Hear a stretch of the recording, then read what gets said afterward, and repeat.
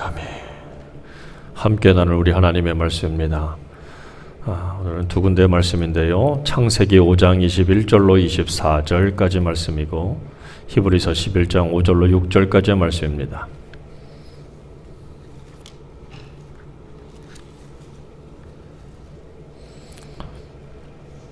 말씀을 한 목소리로 같이 봉독하겠습니다. 창세기 5장의 말씀을 먼저 봉독합니다. 에녹은 65세에 무드셀라를 낳았고 무드셀라를 낳은 후 300년을 하나님과 동행하며 자녀들을 낳았으며 그는 365세를 살았더라. 에녹이 하나님과 동행하더니 하나님이 그를 데려가심으로 세상에 있지 아니하였더라. 아멘. 히브리서 11장 5절로 6절의 말씀을 더 보겠습니다. 믿음으로 에녹은 죽음을 보지 않고 옮겨졌으니 하나님이 그를 옮기심으로 다시 보이지 아니하였느니라. 그는 옮겨지기 전에 하나님을 기쁘시게 하는 자라 하는 증거를 받았느니라. 믿음이 없이는 하나님을 기쁘시게 하지 못하나니 하나님께 나아가는 자는 반드시 그가 계신 것과 또한 그가 자기를 찾는 자들에게 상 주시는 이심을 믿어야 할지니라. 아멘. 한 번 더 기도합니다. 주님, 말씀 앞에 섭니다. 주의 말씀이 생명이요, 주의 말씀이 능력이요, 주의 말씀이 우리의 모든 것을 이끌어 가시는 힘인 줄로 믿사오니 그 말씀 앞에 서는 사랑하는 모든 이마다 그 죄가 깨지게 하시고 하나님 앞에 온전한 믿음으로 굳게 서게 하시고 하나님께서 주시는 힘과 지혜와 능력으로 충만케 하여 주셔 하나님께 영광이 되게 하여 주옵소서. 연약한 종을 가리시고 주님만이 증거되기를 소망하며 예수님의 이름으로 기도드립니다. 아멘. 할렐루야. 새해 복 많이 받으시길 간절히 바랍니다.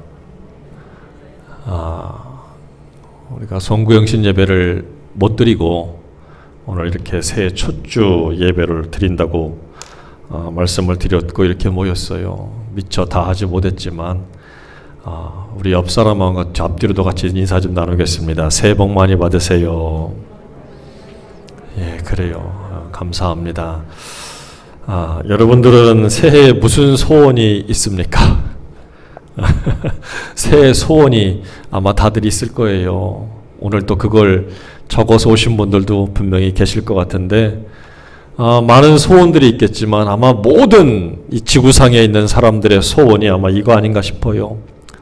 코로나의 종식, 빨리 백신 제대로 나왔고 그리고 치료제가 나와서 이 마스크를 벗고 자유롭게 살 수 있는, 숨 쉴 수 있고 활동할 수 있는 이런 세상이 빨리 왔으면 좋은 아마 이런 소원들을 다 가지고 있지 않나 싶어요.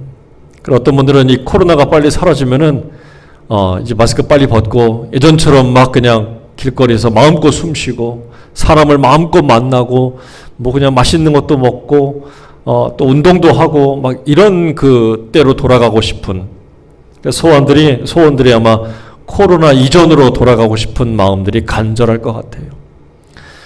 저마다 삶의 무게들이 다 있거든요. 자, 각자의 짐이 있고 각자의 무게가 다 있는데 이 코로나가 하도 무거우니까 그냥 그거에 싹 가려졌을 뿐이지 아마 근데 코로나가 지나가도 여전히 우린 좀 무겁거든요. 살아가는 게 녹록치만은 않아요. 그런데 이런 생각이 들어요.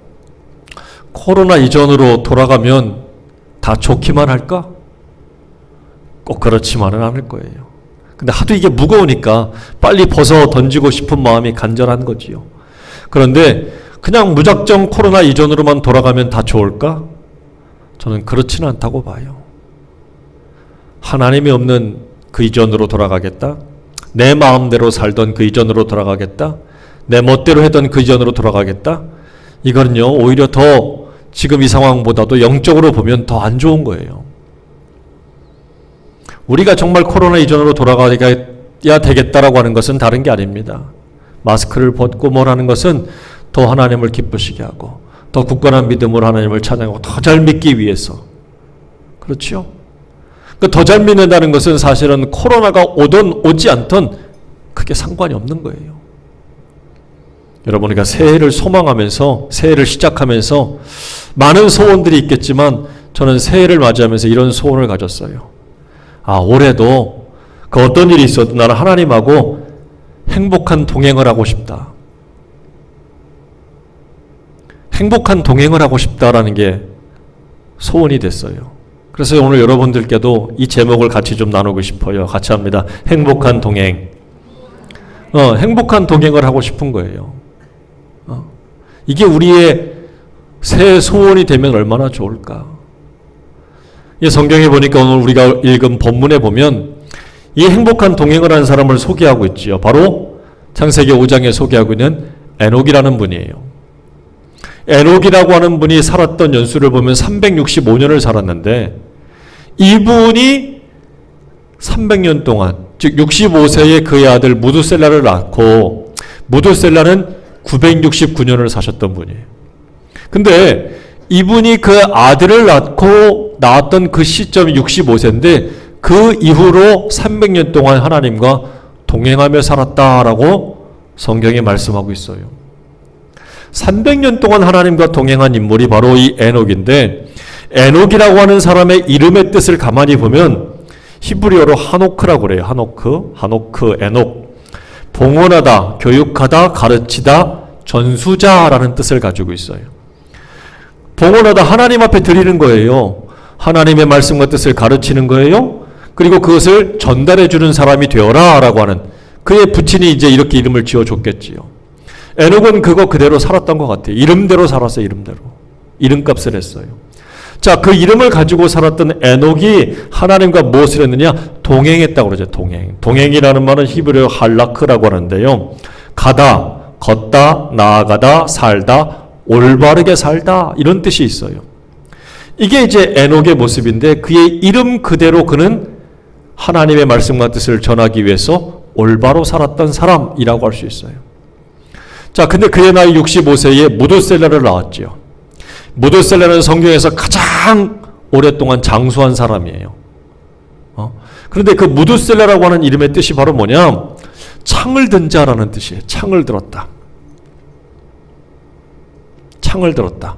그런데 그 뜻은 바로 뭐냐면 창을 든 자가 죽으면 망할 것이다 라고 하는 의미가 담겨 있어요. 그러니까 이 옛날에는 다 고대 사회는 부족 사회잖아요. 그러니까 그 부족을 지키기 위해서는 항상 그 마을 입구에 부족 입구에 뭐가 있어요? 창을 든 보초병들이 있습니다. 근데 적들이 몰래 오지요. 기습 공격을 하잖아요. 제일 먼저 죽여야 될 사람들이 누구냐? 그 창을 든 보초병들이에요. 그 창을 든 보초병들이 죽으면 그 안에 있는 사람들은 무방비 상태로 다 죽임을 당할 수밖에 없거든요. 그러니까 이 창을 든 사람은 경계자이기도 하지만 이 사람이 그 부족들을 지키는 역할을 하는 사람이에요. 근데 지키는 자가 죽으면 이제 그 부족은 다 끝난다. 어떻게 보면 무슨 의미입니까? 종말의 의미예요. 종말. 근데 이 에녹이 무두셀라를 낳았을 때 그의 이름을 창을 든 자, 그 창을 든 자가 죽으면 망할 것이다라고 하는 이 종말의 의미로 그의 아들의 이름을 지어줬어요. 바로 하나님이 에녹에게 그 말씀을 주셨기 때문이에요. 세상에 반드시 망한다. 하나님의 심판이 있다. 멸망이 있다라고 에녹에게 하나님께서 주신 거예요. 실제로 그의 아들이었던 무두셀라가 969년을 살았는데 굉장히 오래 살았잖아요. 무두셀라가 죽었을 때에 무슨 일이 벌어졌느냐? 노아의 홍수가 시작되었습니다. 노아의 홍수가 시작된 거예요. 그의 하나님의 말씀대로 정말 심판이 임했다는 거죠. 그거를 65세 때에 에녹이 하나님께로부터 들었다는 얘기예요. 그 하나님의 음성을, 말씀을 듣고 에녹은 그때부터 어떻게 살았느냐? 세상에 종말이 온다, 심판이 온다라고 분명히 믿고 하나님만을 바라보고 살았다는 얘기지요. 이것이 그가 300년 동안 하나님과 동행한 이유였다라고 말할 수 있어요. 그래서 오늘 본문 24절, 5장 24절에 보면 이렇게 또 이야기해요. 에녹이 하나님과 동행하더니 하나님이 그를 데려가심으로 세상에 있지 않았다라고 말씀하고 있어요. 이 말은 무슨 얘기입니까? 에녹도 하나님과 같이 가는 것을 하나님 믿고 의지하는 삶이 기뻤지만 반대로 하나님도 에녹하고 같이 살아가는 것이 에녹을 바라보는 것이 어쨌단 얘기예요? 기쁘셨단 얘기예요. 그래서 그를 데려갔단 얘기예요. 하나님 곁으로 데려갔단 얘기예요. 그럼 도대체 에녹이 하나님을 기쁘시게 한 이유가 뭐냐 이거지요. 하나님도 왜 에녹을 기뻐했을까라는 거지요. 왜 그와 동행하는 것이 이렇게 즐겁고 기쁘셨을까? 오늘 우리가 읽은 히브리서 11장에 그 말씀이 나오지요. 바로 무엇입니까? 히브리서 11장 5절에 보면 믿음으로라고 소개하고 있어요. 믿음으로 에녹은 죽음을 보지 않고 옮겨졌다. 다 죽어야 갔는데 에녹은 죽지 않고 갔다라고 소개하고 있어요. 하나님이 그를 데려가셨대요. 하나님이 그를 옮기셨다는 얘기는 정말 하나님이 이 땅에서 하나님께로 옮겼다는 얘기도 되겠고, 또 하나는 그가 죄 가운데 살지 않고 하나님의 말씀 가운데 의 가운데 사는 이 회심의 역사를 보여주는 말씀이기도 해요. 하나님이 그를 옮기심으로 다시는 이 땅에서 그를 보지 못했다는 얘기예요. 그래서 그를 옮겨지기 전에 이 땅에 살았던 그의 삶은 뭐라고 그래요? 하나님을 기쁘시게 하는 자라 하는 증거를 받았다. 무엇으로? 믿음으로. 여러분, 하나님을 기쁘게 하는 것이 바로 뭡니까? 믿음이라는 거지요. 하나님을 기쁘게 하는 게 뭐라고요? 믿음으로. 그럼 올 한 해도 새해를 시작하면서 우리가 하나님을 기쁘게 하는 비결은 간단해요. 하나님을 믿고 사는 거예요. 믿어드리고 사는 거예요. 하나님이 함께 하시고 하나님이 인도하시고 하나님이 지켜주시고 하나님이 열어주시는 것을 믿는 믿음으로 살아가는 거예요. 여러분께 정말 묻고 싶어요. 그래서 여러분은 하나님과 동행하는 게 기쁘십니까? 하나님을 믿고 가는 게 정말 기쁘세요? 그럼 반대로 한번 물어봐야 돼. 하나님도 나와 동행하는 게 기쁘실까? 여기 또 아멘이 줄어들었네. 나는 하나님 보고 같이 가는 게 기쁘다고 하는데 하나님도 나와 같이 가는 것이 정말 기쁘실까? 여러분, 이게 우리가 정말 이 새해를 첫 주를 맞이하면서 깊이 생각해 봐야 될 말씀이에요. 나는 기쁘다고 하는데 하나님 입장에서 보면 나와 같이 가는 것이 마냥 좋기만 하실까? 안 그런 면이 있을 수 있어요. 오늘 우리가 읽은 본문에 분명히 또 말하죠. 히브리서 11장 6절에 믿음이 없으면 하나님을 뭐 할 수 없어요? 기쁘게 할 수 없다. 믿음이 없으면 하나님을 뭐 할 수가 없어요? 기쁘게 할 수 없을 뿐만 아니라 하나님이 하시는 놀라운 역사도 보지 못해요. 여러분에게 큰 믿음이 있는 이 새해가 되기를 축복합니다. 창세기 보면 아브라함이 나오잖아요. 아브라함과 그의 아내 사라가 나오는데 나이가 100세요. 그의 아내는 90세요. 육신의 몸으로 보면, 인간의 눈으로 보면 이거는 이제 다 끝난 삶이에요. 몸이 다 차가워요. 식어져요. 그러니까 이 차가워진 몸에 뭘 기대할 수 있겠습니까? 그런데 하나님이 100세가 된 아브라함에게 분명히 너를 통해서 새로운 생명을 주겠다. 너의 아내를 통해서 새로운 생명, 이것을 이어갈, 믿음을 이어갈 분명한 하나님의 정통한 후계자를 주겠다고 약속했거든요. 그게 바로 이삭이에요. 100세에 나왔어요. 100세에. 하나님이 하시는 것을 믿고 있으면 하나님께서 역사하시는 것을 볼 수 있다는 거예요. 그래서 여러분, 우리가 믿음으로 산다는 것이 무엇인지를 분명히 알아야 돼요. 믿음으로 산다는 게 무엇인지를 우리가 알아야 돼요. 여러분, 내 눈을 가지고 살면요, 다 장애물이고 다 걸리적거리는 거잖아요. 그렇죠? 내가 몇 발자국만 나가도 내 발에 걸리는 것들이 얼마나 많은지 몰라요. 이것도 장애물이고 저것도 장애물이고 저것도 함정이고 다 힘들고 어려운 거 투성이거든요. 그런데 여러분, 비행기 타봤지요? 안 타봤어요? 비행기 타고 높이 올라가면요, 저 아래에 있는 것들이 다 뭐처럼 보입니까? 장난감 같아요. 별것도 아니거든요. 위에서 보니까요, 이거는 다 장난감 같이 보여요. 여러분, 이걸 알아야 돼요. 우리가 볼 때는 장애물이고 함정이고 골짜기고 다 내 발뿌리를 붙잡는 것처럼 보여지지만 하나님을 믿는다는 게 바로 뭐냐? 위에서 보실 때는 다 넘어가는 거예요. 그냥 쉬운 거예요. 아무것도 아니라는 거죠. 우리가 출애굽기를 보게 되면 하나님께서 모세를 통해서 이스라엘 백성들을 애굽에서 탈출시켰습니다. 그들이 탈출해서 간 곳이 바로 어디입니까? 홍해예요, 홍해. 아니, 가까운 길을 내버려 두고 밑으로 해가지고 홍해까지 바닷가 앞으로 온 거예요. 근데 그 순간에 뒤에는 누가 옵니까? 애굽의 군사들이 다시 막 잡으러 막 쫓아오는 거예요. 히브리 노예들이 없으면 자기들이 살기가 어려우니까 다시 막 군인들이 잡으러 쫓아와요. 그 순간에 어떻게 합니까? 앞에는 바다요, 뒤에는 군사들이요. 진퇴양난입니다. 원망과 불평이 쏟아지기 시작합니다. 두렵과 불안함과 겁나는 것이 막 있어요. 근데 그때 그 순간에도 모세는 누구를 바라봅니까? 하나님 바라봤어요. 우리가 볼 때는 장애물이요, 도저히 불가능한 일이지만 하나님께서 어떻게 합니까? 모세를 통해서 그 장애물을 제거하시는 거예요. 하나님을 믿는 한 사람만 있어도 그 한 사람을 통해서 하나님께서 그 길을 열어주시는 거예요.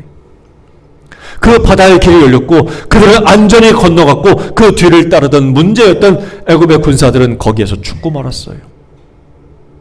여러분, 하나님과 동행한다는 것이 무엇인가를 이 아침에 깊이 생각해보는 저와 여러분 되기를 간절히 바랍니다. 우리도 그래서 이렇게 고백했으면 좋겠어요. 같이 읽어볼까요? 시작. 주님, 앞으로 어떤 장애물이 있어도 온전한 믿음으로 살겠습니다. 할렐루야. 여러분, 이렇게 정말 하나님 믿는 믿음으로 하나님이 인도하신다는 것을 굳게 믿는 온전한 믿음이 되기를 축원합니다. 자, 이 믿음을 가지고 있는 사람들이 오늘 본문에 보면 이렇게 얘기해요. 믿음이 없으면 하나님을 기쁘게 못하는데 하나님께 나아가는 자는 반드시 첫째는 그가 계신 것을 믿어야 되고 두 번째는 그가 자기를 찾는 자들에게 뭘 주셔요? 하나님 믿는 사람들은 하나님께서 반드시 뭘 주십니까? 상을 주신다. 아유, 믿게 해주시는 것만으로도 감사한데 그 믿는 우리에게 뭘 주셔요? 상을 주신다. 이 상 준다는 얘기는 뭐냐면 보상하다라는 의미가 있어요. 보상하다. 우리가 누가복음 16장에 보면 부자와 나사로의 비유가 나오지요. 부자는 이 땅 위에서 호화로운 옷을 입고 날마다 잔치를 벌였습니다. 근데 그 집 앞에는 누가 있어요? 거지 나사로가 살고 있었어요. 사는 것도 아니지. 그 집 앞에서 떨어지는 음식 부스러기를 먹고 있었지만 하도 영양이 그냥 부족해가지고 온몸이 피부병으로 잔뜩 가득했지요. 개들이 와서 막 핥을 정도로. 근데 주님이 뭐라 말씀하십니까? 부자는 죽어서 저 지옥으로 떨어졌고 나사로는 죽어서 아브라함의 품에 안겼다라고 말씀하고 있습니다. 여러분, 부자기 때문에 지옥 갔다는 얘기가 아니에요. 부자임에도 자기 집 앞에 있는 저 거지에게 무관심했어요. 이게 부자의 잘못이요. 그 많은 부와 그 많은 생명에 대해서, 그 많은 가진 능력에 대해서, 나보다 없는 일에 대해서 무관심한 자들은 지옥 갑니다. 부자기 때문에 가는 게 아니에요. 그리고 무엇보다도 이 부자였던 이 사람은 이름도 없는데 이 사람은 하나님을 의지하지 않았어요. 자기 재물, 자기의 능력들을 과시하고 살았지요. 이것이 큰 죄예요. 그러나 나사로예요. 이 사람은 거지예요. 세상에서 볼 때 뭐가 있겠습니까? 그런데 이 거지는요, 하나님 믿고 의지했어요. 여러분, 가난하다고 무조건 천국 갈까? 그런 건 또 아니라고 봐요. 근데 이 가난한 사람들 중에도요, 참 안타까운 것은 뭐냐면 수단과 방법을 가리지 않는 사람들이 의외로 있어요. 부자만 될 수 있다면, 돈만 벌 수 있다면, 힘만 얻을 수 있다면, 좀 먹고 살만하다면, 살 수만 있다면 수단과 방법을 가리지 않고 온갖 비열하고 나쁜 짓도 서슴지 않는 사람들이 있거든요. 근데 이 나사로가 아브라함의 품에 안겼다는 얘기는 뭐예요? 내 비록 가난하고 헐벗었고 비록 아무것도 없지만 수단과 방법은 가리고 살았다는 얘기예요. 오늘날 믿음의 사람들이 이거를 못하는 거예요. 이걸 못하기 때문에 비난을 피하지 못하는 거예요. 여러분, 우리가 비록 없이 살아도요, 수단과 방법은 가려야 돼. 정직해야 돼요. 거지였어도요, 남의 거 훔치지 않았어. 내가 비록 굶었어도요, 남 해하지 않았어요. 이게 나사로였다는 거예요. 이 비유를 통해서 우리가 그걸 깨달아야 돼요. 아무렇게나 막 사는 거, 그 하나님과 동행하는 것도 아니고 하나님이 절대 기뻐하는 것도 아니에요. 그러니까 이 나사로가 천국에 갔다는 것은 거지였음에도 불구하고 가난했음에도 불구하고 하나님을 굳건히 믿는 믿음으로 살았다라는 거예요. 그것이 하나님이 저를 받으셨고 기뻐하셨던 이유예요. 저와 여러분이 이 믿음을 가지고 수단과 방법을 가리면서 정직하게 하나님을 믿고 살아가시기를 주의 이름으로 축원합니다. 자, 이런 믿음으로 살아야 되는데 성경을 보면요, 하나님이 늘 이렇게 같이 가시려고 하지만, 우리 출애굽기 아까 얘기 나왔지만 출애굽기 보면은 하나님이 같이 가지 않겠다고 하신 적이 있어요. 야, 나 니네랑 못 가겠다. 그게 바로 뭐냐, 이 출애굽기 말씀을 보면은 이런 말씀이 나와요. 33장 2절과 3절의 말씀인데요. 출애굽기 33장 2절과 3절인데 이렇게 나와 있습니다. 내가 사자를 너보다 앞서 보내서 가나안 사람과 아모리 사람과 헷 사람과 브리스 사람과 히위 사람과 여부스 사람을 쫓아내고, 그러니까 여기는 가나안에 살고 있는 족속들이에요. 그러니까 하나님의 사자들, 하늘의 군대를 보내서 내가 싹 쓸어버리겠다 이거예요. 자, 그런데 뭐라고 그래요? 3절에 너희를 적과 꿀이 흐르는 땅에 이르게 하려니와. 왜냐하면 약속하셨기 때문에 그 조상들에게 계속 약속했어요. 가나안 땅 주겠다고. 그러니까 내가 약속대로 주기를 할게. 그런데 나는 너희와 함께 올라가지 아니하리니. 난 너희랑 못 가겠다 이거예요. 왜? 너희는 목이 곧은 백성인즉 교만하기가 이를 말할 데 없다는 얘기예요. 내가 길에서 너희를 어떻게 해요? 진멸할까 염려함이. 너희 다 죽여버릴 것 같다 이거예요. 얼마나 두렵고 무시무시한 말씀입니까? 내가 니네랑 같이 갔다가는 내가 너희를 다 죽일 것 같다. 나 그래서 니네랑 도저히 못 가겠다 라고 말씀하시는 거예요. 왜 하나님이 이렇게 화가 나셨을까요? 늘 그냥 한없이 우리를 봐주면서 동행하실 것만 같은데 하나님이 도저히 못 가겠다는 거예요. 여러분이 33장 이전에 32장에 보면 그 이유가 나와요. 모세가 시내산에 하나님 만나러 갔어요. 근데 올라갔는데 하나님과 깊은 교제를 하면서 말씀을 받고 있는데 밑에서는 그 산 아래에 있는 사람들은 모세가 안 내려오니까 죽은 줄 안 거예요. 하도 안 내려오니까 그 앞으로 우리가 어떻게 살아야 되는지를 갈피를 못 잡는 거예요. 그러니까 그때 모세의 형이었던 아론이 있었습니다. 아론을 자꾸 부추겨가지고 우리 모세를 대신하고 지금까지 인도에 하나님을 만들어내라는 거예요. 그래서 애굽에서 가지고 나왔던 금부치를 다 아론이 모으게 합니다. 모아가지고 그걸 뭐합니까? 금송아지를 만들었어. 이 금송아지 어디서 본 걸까? 애굽에서 봤던 거예요. 애굽에서 보았던 신의 형상들을 그대로 만들어서 이게 우리를 인도했던 하나님의 형상이다. 그리고 앞으로 이 금송아지의 형상이 우리를 이끌어갈 거다. 참, 하나님이 화가 나실까요? 안 나실까요? 기껏해서 여기까지 끌고 왔더니 엉뚱한 짓거리 하고 있잖아요. 우상 숭배하고 있잖아요. 전혀 잘못된 믿음들을 가지고 있잖아요. 여러분, 이거예요. 잘못된 믿음을 가지고 있으면 하나님이 함께하지 않습니다. 하나님을 기쁘게 하는 것이 정말 믿음이라고 했지만 잘못된 믿음, 이렇게 갖고 있으면 하나님이 조금 더 기뻐하잖아요. 우상을 숭배하고 하나님을 멸시하는 것들, 하나님이 조금 더 기뻐하지 않는다는 거예요. 그러니까 여러분, 우리가 동행한다, 같이 간다라는 것에 대해서 분명히 깨달아야 될 것이 있어요. 이거는요, 일방적으로 나만 좋으면 같이 갈 수 있다? 전혀 그렇지 않아요. 누군가와 어디로 같이 동행하려면 나에게도 분명히 어떤 그 목적과 의지가 있어야겠지만 같이 가는 사람에 대한 배려도 있어야 되는 거예요. 그래서 동행하려면 어떻게 될까요? 상대방의 수준과 기준에 맞는 뭐가 있어야 돼요?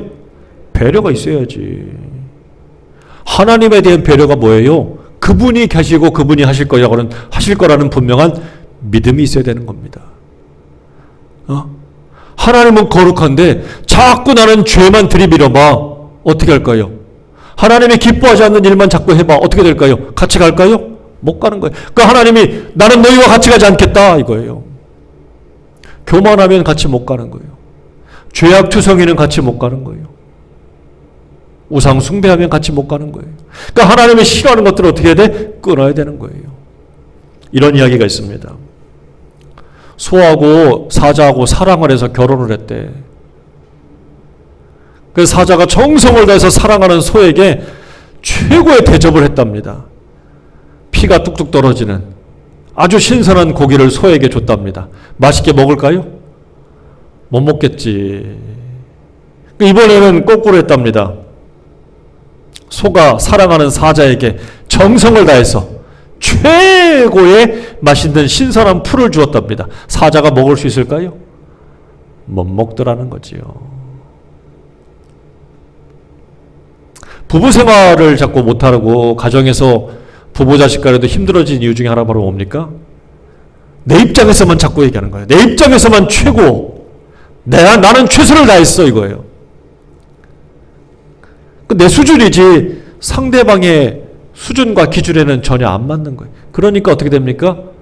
같이 못 사는 거예요. 깨지는 거예요. 삐거덕거리는 거고 다툼과 불화가 생기는 거지요.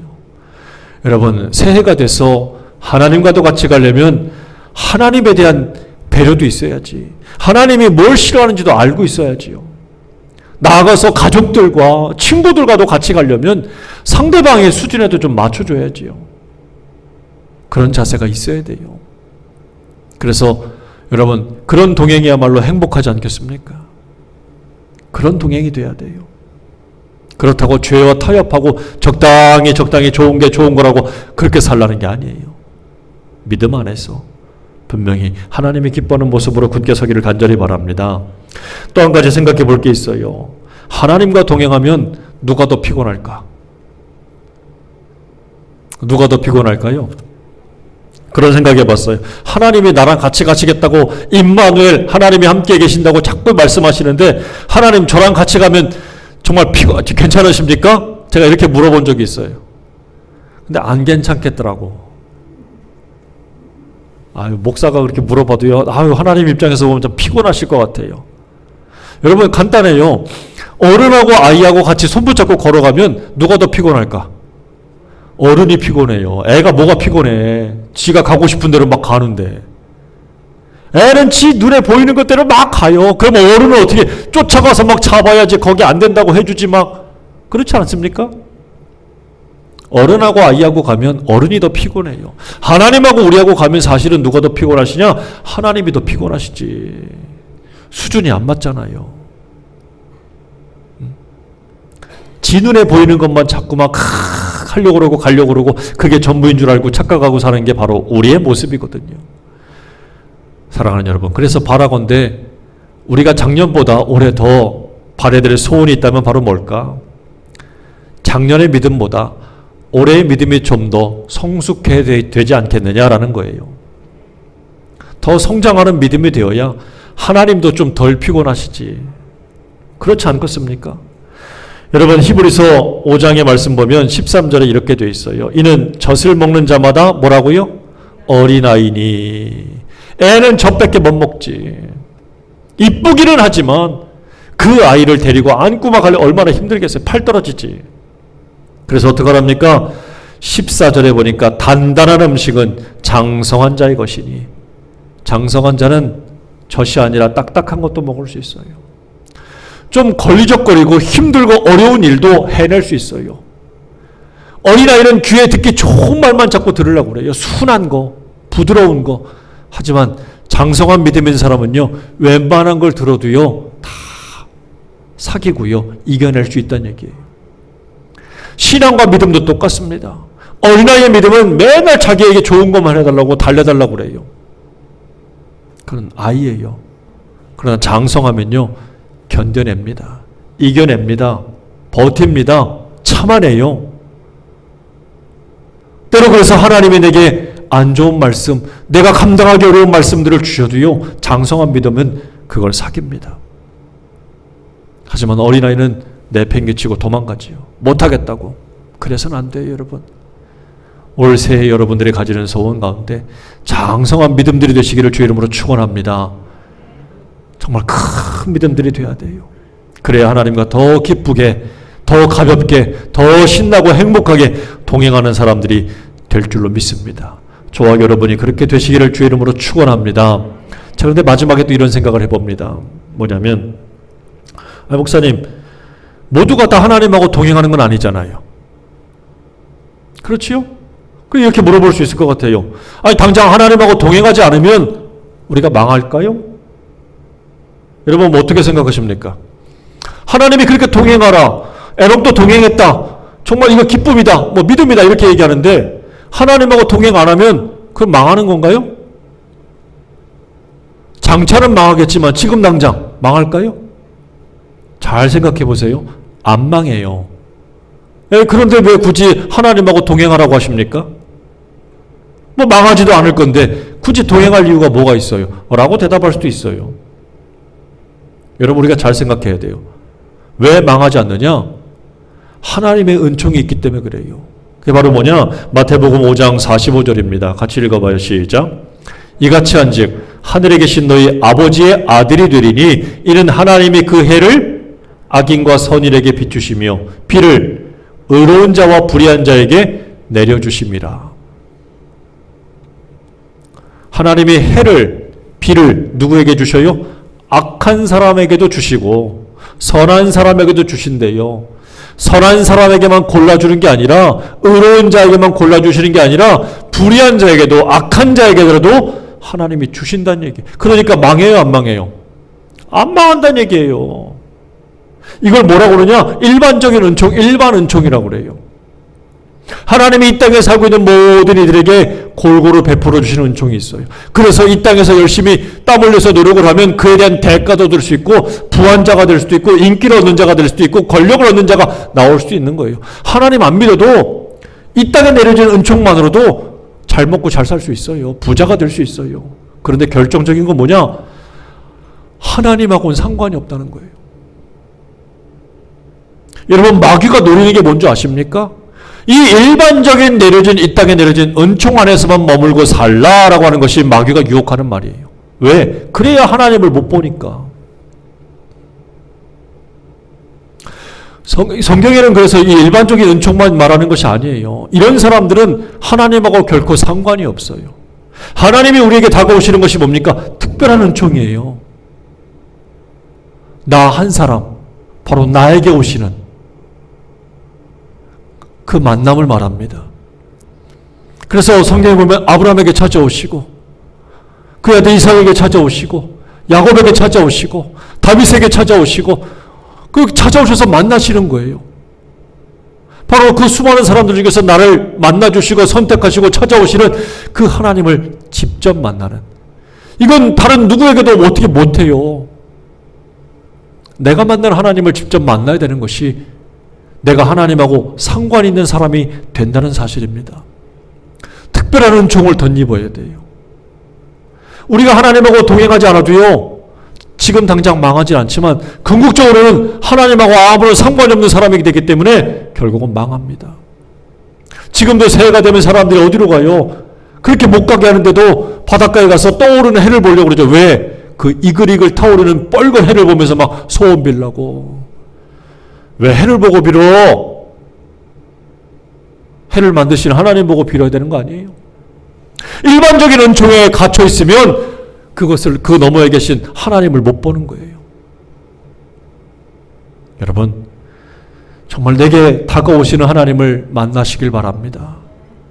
특별한 하나님을 봐야 돼요. 그 특별하신 은총 가운데 내가 있어야 돼요.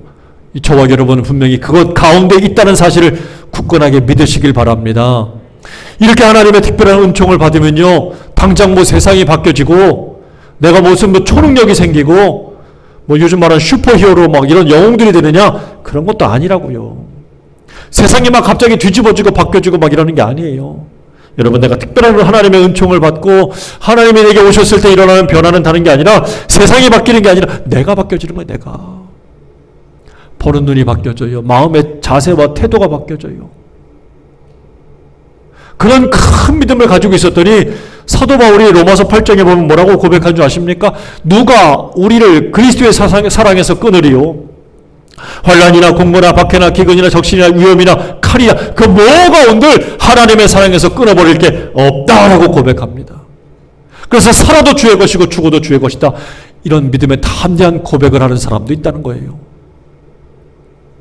사랑하는 여러분, 하나님이 내게 다가오시는 이 2021년도 우리 환경과 주변이 크게 변화되지 않을지라도 하나님이 분명히 나와 동행한다는 사실을 굳건하게 믿고 그분을 믿는 믿음 가운데 저와 여러분도 흔들리지 않는 담대한 믿음으로 더 그분과 행복한 동행하는 사람들이 되시기를 간절히 바랍니다. 그 어느 것도 하나님의 사랑에서 끊을 수 없다라고 고백하는 이 특별한 믿음의 고백들이 저와 여러분에게도 있어야 돼요. 이 믿음의 고백을 하는 믿음의 사람들이 되시길 바랍니다. 다 같이 한번 고백하겠습니다. 내 마음의 주인은 그리스도십니다. 할렐루야. 마음의 주인이 바뀌는 거예요. 내가 주인이 아니요. 내 마음의 주인은 주님입니다.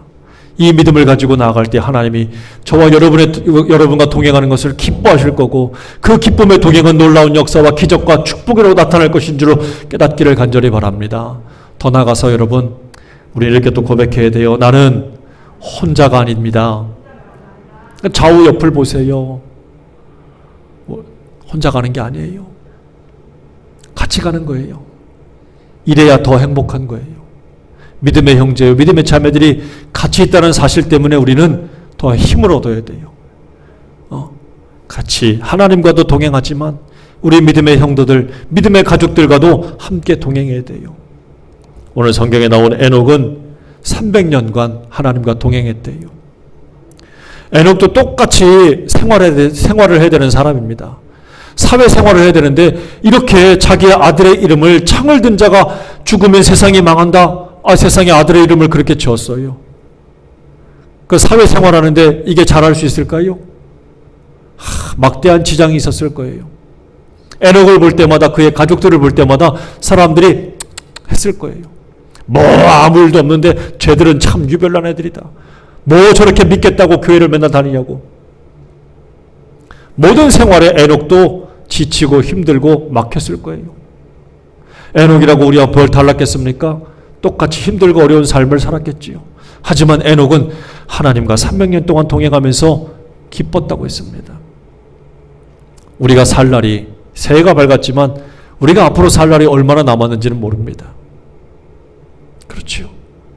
하지만 우리의 사는 날이 얼마 남지 않았을지라도 그 남은 기간 동안이라도 정말 이 땅 위에서 오늘 말씀처럼 하나님을 기쁘시게 할 수 있는 담대하고도 온전하고도 큰 믿음을 가지시며 살아갈 수 있는 그런 새해 소망들이 되시기를 주의 이름으로 축원합니다. 그 소망으로 살아갈 때에 우리의 삶은 결단코 헛되지 않을 것이며 하나님의 놀라운 역사와 은혜를 내 후손들에게도 증거하고 전해줄 수 있는 그런 믿음의 사람들이 될 줄로 믿습니다. 여러분 올 새해에도 이 소망 가운데 믿음으로 굳게 서고 승리하시기를 주의 이름으로 축원합니다.